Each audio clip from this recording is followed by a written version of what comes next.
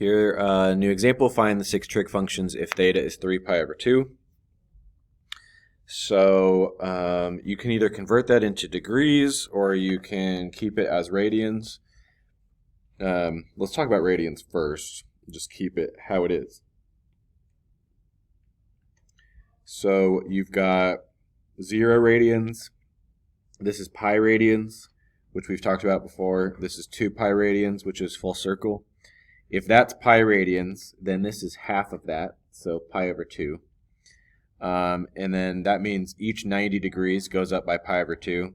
So this is 1 pi over 2, 2 pi over 2. This would be 3 pi over 2. And then 4 pi over 2 gives you 2 pi. So when they say 3 pi over 2, they're wanting you to find the 6 trig functions of this.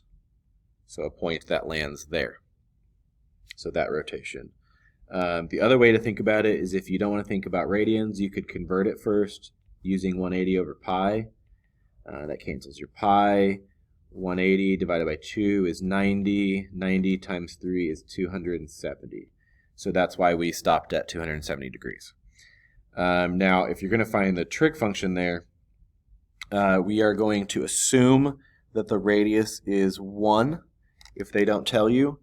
So if this has a radius of 1 unit, then the ordered pair there is going to be 0, 1. And the way you're going to use that ordered pair is the first number in the ordered pair is always your cosine value, and the second number in your ordered pair is always your sine value.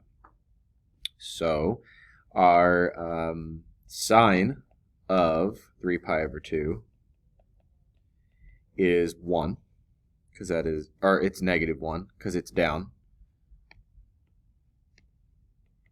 because it's on the negative y-axis. The cosine of 3 pi over 2 is 0. And then tangent, we can't see in the ordered pair, but tangent, you take the sine value divided by the cosine value. So the tangent of 3 pi over 2 is negative 1 divided by 0. But we know from algebra that we can never divide by 0. So if you have that, it's called undefined. You're going to write undefined. Then we're going to do reciprocal. When you do reciprocals, imagine there's ones on the bottom of everything. So the reciprocal of cosecant, or reciprocal of sine for cosecant, is going to still be negative 1 over 1. Secant, you take your cosine, so that's going to be 1 over 0, which is undefined. And then for cotangent, go to the actual numbers, you get 0 over negative 1, which is 0. So for reference, anytime you land on a quadrant boundary, you're going to have the following ordered pairs. So you've got 0, 90, 180, 270, and 360. In radians, that is pi over 2, pi, 3 pi over 2, and 0 and 2 pi.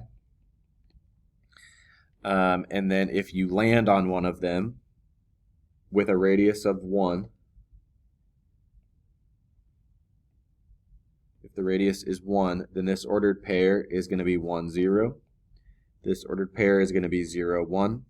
This ordered pair is going to be negative 1, 0. And this ordered pair is 0, negative 1. And each of those stands for the cosine and the sine value at those points. And remember, tangent will always be the sine value divided by the cosine value.